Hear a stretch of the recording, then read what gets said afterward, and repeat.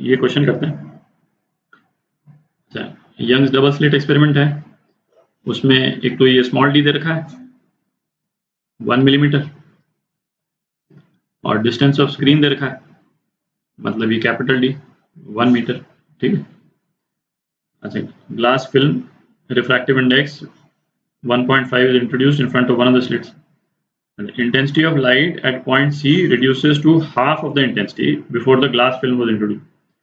मतलब जब यहाँ पे हमने ये स्लैब इंट्रोड्यूस नहीं किया था तब तो C पे मैक्सिमा आता था। ठीक है।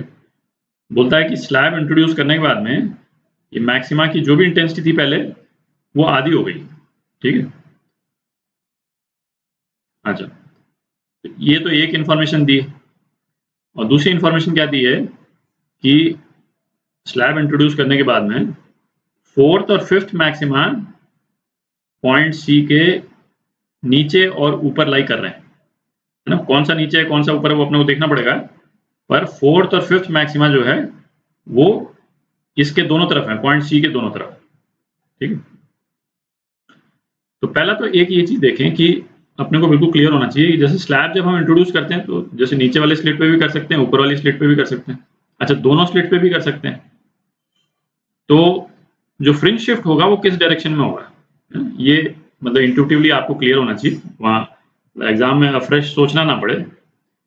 तो जिस तरफ स्लैब हम इंट्रोड्यूस करते हैं फ्रिंज शिफ्ट जो है ना उसी तरफ हो जाता है। तो जैसे पहले सेंट्रल मैक्सिमा जब स्लैब नहीं था तो पॉइंट सी पे था। ठीक है। अब हमने यहाँ पे स्लैब लगा दिया तो पार्ट डिफरेंस कौन से वाले पोर्शन का बढ़ा, पार्ट डिफरेंस जो है वो जो नीचे वाली जो रे है, जब पहले स्लैब नहीं था तो ये दोनों पाथ बराबर थे, है ना, बिना स्लैब के। अब हमने स्लैब लगा दिया तो बेसिकली क्या हो गया, ये नीचे वाली रे है एक तरह से लंबी हो गई।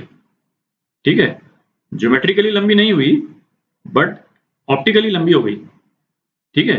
तो जब नीचे वाली रे लंबी हो जाएगी तो क्या होगा, ऊपर वाली रे को भी लंबा होना पड़ेगा पार्ट डिफरेंस जीरो करने के लिए। ठीक है। तो अब जो है फिर यहाँ पे पार्ट डिफरेंस जीरो नहीं होगा, अब कुछ इस टाइप का कोई पॉइंट होगा, इस टाइप का कोई पॉइंट होगा, यहाँ पे पार्ट डिफरेंस जीरो होगा। आप देख रहे हैं, क्योंकि ऊपर वाली रे को अब लंबा होना पड़ेगा पार्ट डिफरेंस जीरो करने के लिए, क्योंकि ये नीचे वाली रे का पाथ इंक्रीज कर गया ये स्लैब ऐड करने के कारण। ठीक है। तो इंट्यूटिवली थंब रूल ये रखें कि जिस तरफ हम स्लैब लगाते हैं जो फ्रिंज जो है, जैसे सेंट्रल मैक्सिमा, आप फ्रिंज के आप सेंट्रल मैक्सिमा ध्यान रखें, सेंट्रल मैक्सिमा उसी तरफ स्क्रीन में उसी डायरेक्शन में जो है वो शिफ्ट कर जाता है। ठीक है। तो ये क्लियर रहे आपको। तो अब ये जो दूसरी इंफॉर्मेशन दे रखी है ये तो हमको मालूम चल गया कि सेंट्रल मैक्सिमा नीचे शिफ्ट कर गया, सपोज यहाँ पे शिफ्ट कर गया, इसको सी डैश बोल देते हैं इस पॉइंट को। ठीक है। तो अब जो है मैक्सिमास तो अब 1 2 3 4 ऊपर की तरफ जाएंगे। ठीक है। यदि ऊपर शिफ्ट किया होता तो मैक्सिमास जो है वो 1 2 3 4 नीचे की तरफ जाते, तो अब ऊपर की तरफ जाएंगे। तो fourth maxima, suppose fourth maxima को मैं सी के जस्ट नीचे बना देता हूं, और जो फिफ्थ मैक्सिमा है उसको लाल में सी के जस्ट ऊपर बना देता हूं। ये सिचुएशन है जो इसमें दे रखा है। तो ये हो गया आपका फोर्थ मैक्सिमा, और ये हो गया आपका, लाल में लिख देते हैं, फिफ्थ मैक्सिमा। ठीक है। तो विजुलाइज करने में इजी रहे। अब करते हैं क्वेश्चन। स्पेशली जैसे क्वेश्चंस में मतलब इंफॉर्मेशन यदि ज़्यादा दे रखी हो या स्पेशली इस तरह का क्वेश्चन हो, उसको एक बार विजुलाइज जरूर कर लें करने के पहले, है ना। फॉर्मूला वगैरह तो बाद में लगाएं, पहले विजुलाइज कर लें और उसके बाद में थोड़ा सा सिंपल हो जाता है। ठीक है। अच्छा, इसकी जो थिकनेस है स्लैब की उसको ए मान लेते हैं। ठीक है। इस सोर्स को S1 बोल देते हैं, इस सोर्स को S2 बोल देते हैं।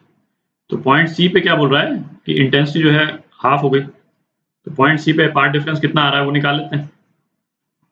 तो delta x at point C ये कितना हो गया, S2C, ये तो ज्योमेट्रिक लेंथ प्लस ये स्लैब के कारण जो एडिशनल पाथ ऐड होगा म्यू -1 a, ठीक है, माइनस S1C। ठीक है, ये हो गया। तो S2C और S1C तो बराबर ही है, तो क्या बच गया, म्यू माइनस 1 ए, ठीक है। ये पार्ट डिफरेंस हो गया। इंटेंसिटी कितनी होती है यंग्स डबल स्लिट में? इंटेंसिटी 4I0 कॉस स्क्वायर, इसको अल्फा बोल देता हूँ। अल्फा इसलिए बोल रहे हैं क्योंकि फाई अपन डिफ्रैक्शन में यूज कर रहे हैं। तो ये इंटेंसिटी जो है यहाँ पे पॉइंट सी पे कितनी दे रखी है? मैक्सिमम का हाफ दे रखी है, ठीक है। तो मैक्सिमम हाफ कितना हो गया? 2I0। तो डालते हैं यहाँ पे 2I0 is equal to 4I0 cos square alpha by 2, ठीक है। तो कॉस अल्फा बाय 2 कितना हो गया? 1/√2 हो गया, ठीक है। अच्छा, अब क्या है, ये नेक्स्ट वाला स्टेप जो है वो थोड़ा सा क्रूशियल है ना, इसको थोड़ा सा ध्यान से देख लें क्योंकि अपने को अल्फा बाय 2 लिखना है। तो अल्फा बाय 2 जो है वो पाई बाय 4 तो अपने को दिख रहा है, ठीक है। बट पाई बाय 4 के अलावा भी कई फेज डिफरेंसेस होंगे जहां पे कॉस अल्फा बाय 2 1/√2 हो जाएगा। कौन कौन से फेज होंगे वो फेज डिफरेंसेस? 2n पाई प्लस माइनस पाई बाय 4, ठीक है। तो अल्फा कितना हो गया? 4n pi plus minus pi by 2। तो अब देखते हैं, ये एक इंपॉर्टेंट रिजल्ट आ गया अपना। ये अपन ने क्यों किया? तो अब यदि एक बार इंटरफेरेंस पैटर्न बनाता हूं मैं, तो इसको देख लें एक बार ध्यान से कि ये जैसे इंटरफेरेंस पैटर्न मैंने बना दिया जो स्क्रीन पे इस टाइप से बन रहा है, और ये सपोज ये वाला पॉइंट जो है वो सेंट्रल मैक्सिमा है, ठीक है। तो जो I/2 की इंटेंसिटी है, ठीक है, वो तो कई जगह आ रही है ना, केवल इसी पॉइंट पे तो आ नहीं रही। यहाँ पे भी आ रही है, यहाँ पे भी I/2 की इंटेंसिटी है, फिर इंटेंसिटी यहाँ पे हाफ है, यहाँ पे हाफ है, यहाँ पे हाफ है। तो इनका कोरस्पॉन्डिंग जो फेज डिफरेंस होगा दोनों रेज के बीच में, ठीक है, वो इस टाइप से होगा। अब 2n पाई प्लस माइनस पाई बाय 4 क्यों किया उसको देख लेते हैं, है ना। मल्टीपल क्यों होंगे वो तो यहाँ से समझ में आ रहा है, पर हमने ये क्यों लगाया इसको भी देख लेते हैं एक बार। तो इसमें देखते हैं, है ना, जैसे cos पाई बाय 4 बेसिकली ये हो गया पॉइंट, ठीक है, और ये पॉइंट हो गया 1/√2 हो गया। तो 1/√2 जो है वो इस एंगल पे भी होगा। अच्छा, 1/√2 फिर इस एंगल पे भी होगा,